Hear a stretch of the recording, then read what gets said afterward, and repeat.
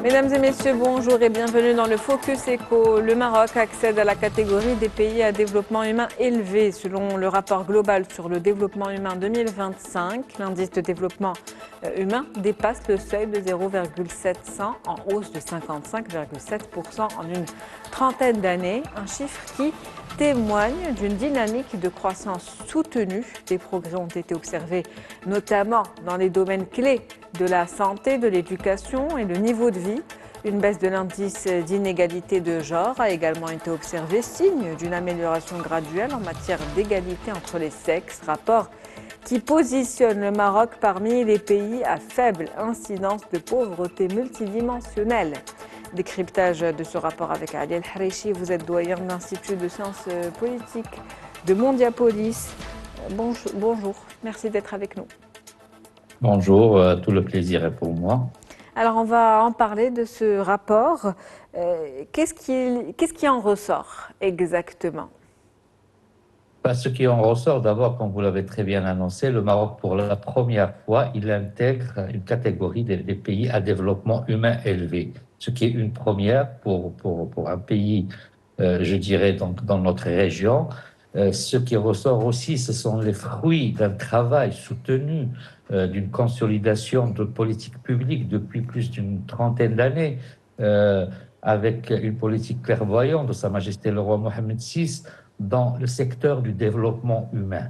Quand on parle de développement humain, c'est un investissement, c'est-à-dire chez l'homme et en l'homme, avec grand H bien sûr, on croit en l'homme pour développer un pays, et ce sont les résultats, ce sont les fruits d'un travail qui a été soutenu, d'une dynamique, et cela quand même nous permet de dire aujourd'hui que le travail, par exemple l'initiative nationale de développement humain qui est arrivée en 2005 a donné ses fruits.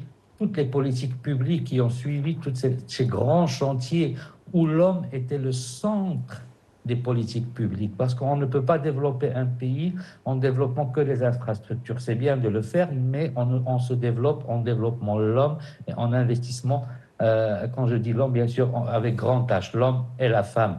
Donc, quand on investit dans ce domaine-là, c'est une dynamique qui permet au pays de se développer et d'avancer et de consolider à travers cette dynamique de croissance économique, aussi une dynamique de croissance au niveau des matières des droits de l'homme et des libertés fondamentales. D'ailleurs, le rapport parlait tout à l'heure, vous l'avez bien cité, de l'indice d'inégalité donc, entre genres qui est en train de baisser.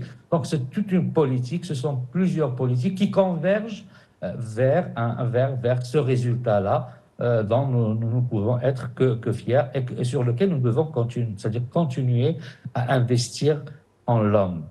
Des résultats dont on peut être fier, vous l'avez dit, investir dans l'homme avec un grand H, donc dans le capital humain qui est aujourd'hui un levier de développement économique pour notre pays.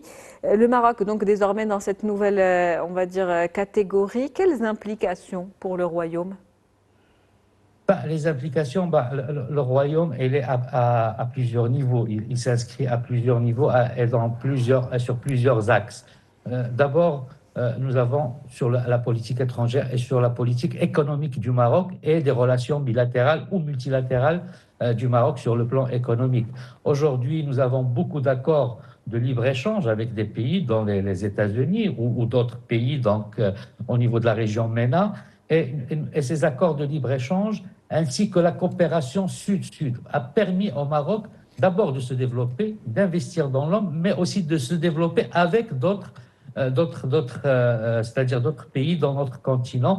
Et aujourd'hui, le Maroc est un réceptacle des investissements directs étrangers. Et en même temps, c'est un grand investisseur direct étranger au niveau de l'Afrique de l'Ouest. Donc, sur le plan national, il faut consolider cela. Et sur le plan régional et international, et nous devons encore aller pour, c'est-à-dire comme ce levier de développement humain qui en relation avec la croissance économique, doit être mis à c'est-à-dire comme outil de développement de nos relations bilatérales, de notre politique étrangère qui dans l'économie, est aujourd'hui je dirais, un instrument ou un outil très important à côté d'autres outils comme la diplomatie sportive ou autres. Mhm.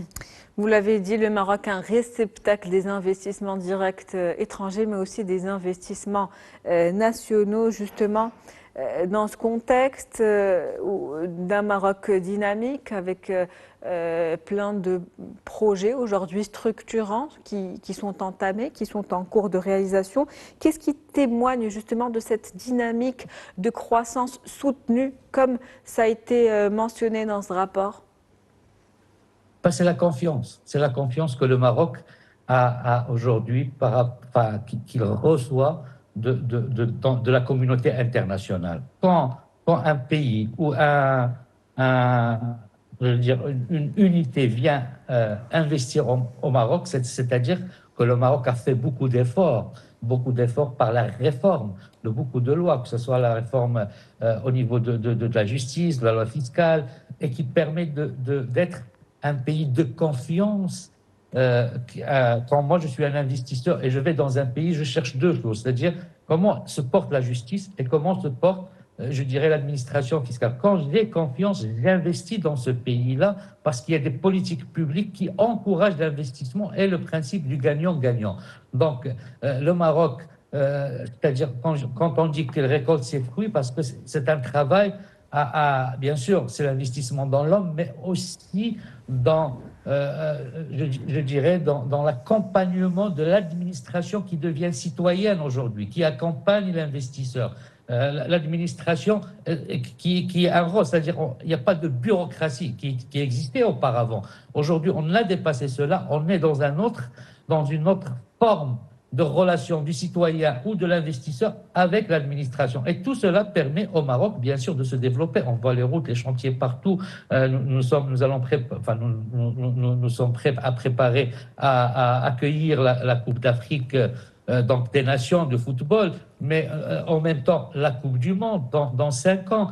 Ce sont des chantiers énormes qui sont ouverts, mais en même temps il y a d'autres chantiers qui sont importants. C'est le social. N'oublions pas ce grand chantier du social qui a été une grande politique royale, il faut le dire, de l'État social. L'État social, l'État qui prend en considération tous les Marocains, que ce soit sur le plan médical, sanitaire, de travail et autres. Bien sûr, il y a beaucoup de choses à faire parce que c'est un programme qui s'étale sur plusieurs années, mais déjà, cet État social est une forme d'accompagnement, parce que quand vous parlez des indices de performance, vous parlez de l'éducation, de la santé. Donc l'État social permet à cette santé-là de garantir la santé aux citoyens, parce que l'État est un créancier par rapport aux citoyens. C'est lui qui garant de ce droit-là à la santé. L'éducation aussi, avec un travail qui est fait depuis des années sur l'éducation et qu'il faut encore faire, parce qu'il y a beaucoup à faire aussi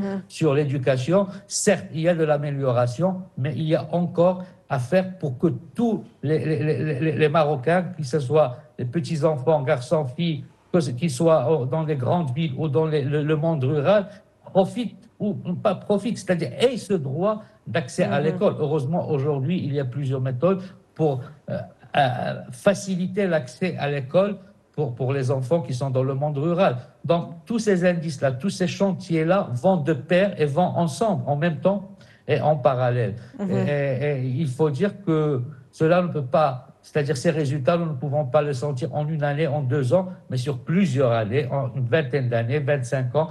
Ce sont des résultats d'un travail qui se fait et c'est d'une dynamique. On n'est pas dans le statique. Et heureusement qu'aujourd'hui, donc, l'Organisation mondiale qui le reconnaît, et qui témoigne de cette réussite, nous devons rester sur ce chemin pour garantir toujours un devenir et un avenir meilleur pour les enfants de nous tous les Marocaines et Marocains, et bien sûr, et même des résidents étrangers qui sont chez nous au Maroc. Absolument, le Maroc est un partenaire aujourd'hui de confiance stratégique fiable.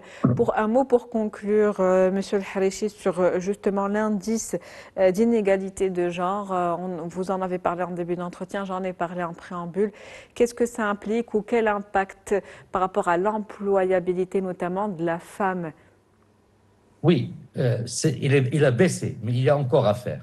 Il faut dire, je rappelle l'article 19 de la Constitution marocaine qui dit que l'égalité, que ce soit et la parité entre les hommes et la femme dans le domaine social, politique, professionnel, économique, et cette égalité, il y a plusieurs articles, bien sûr, ou plusieurs lois qui sont venues pour pouvoir articuler cet article de la Constitution. Aujourd'hui, il faut encore travailler sur cela parce qu'il y a, même si cet indice il a baissé, il y a même des commissions qui travaillent sur cela au Parlement, c'est-à-dire pour pouvoir arriver réellement à cette égalité entre l'homme et la femme. Elle est certes politique au niveau du vote, mais au niveau professionnel, au niveau de la représentation, au niveau des institutions, c'est-à-dire la représentation de la femme doit être importante, pas seulement sur le plan politique comme au niveau du Parlement où on a 24% c'est-à-dire des femmes qui sont dans l'hémicycle, mais aussi dans les domaines professionnels,